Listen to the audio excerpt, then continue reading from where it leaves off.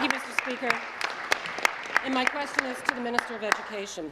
School administrators and principals in Hamilton and right across Ontario have been working extraordinarily hard to keep schools safe and to ensure quality learning for our kids, thanks to record investments into education by this government.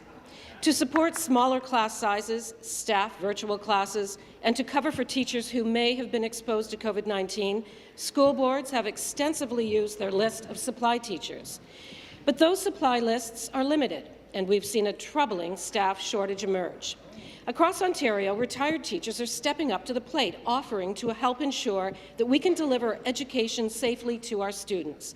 Speaker, can the Minister of Education please share what our government is doing to bring more teachers into the system and help alleviate the shortage? Minister of Education. Well, thank you, Speaker, and thank you to the member for Flamborough-Granbrook for the question, for the advocacy for public education. Speaker, we have, over the past months, supporting school boards in every region of this province, hiring over 2,700 new educators to reduce classroom sizes and to ensure quality learning.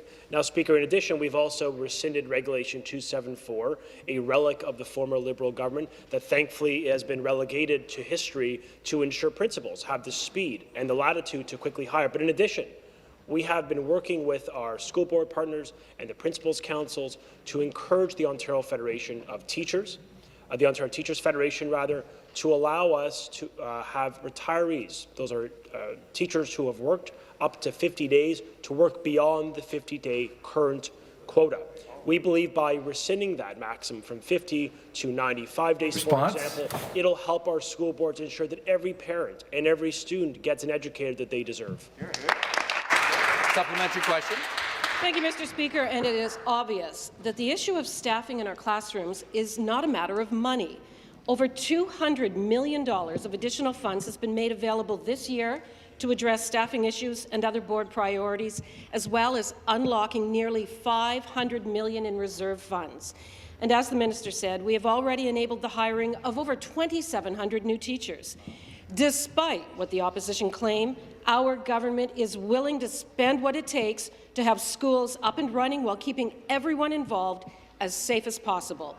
This is an issue about a policy that needlessly prevents educators who want to work and want to help from being part of the solution.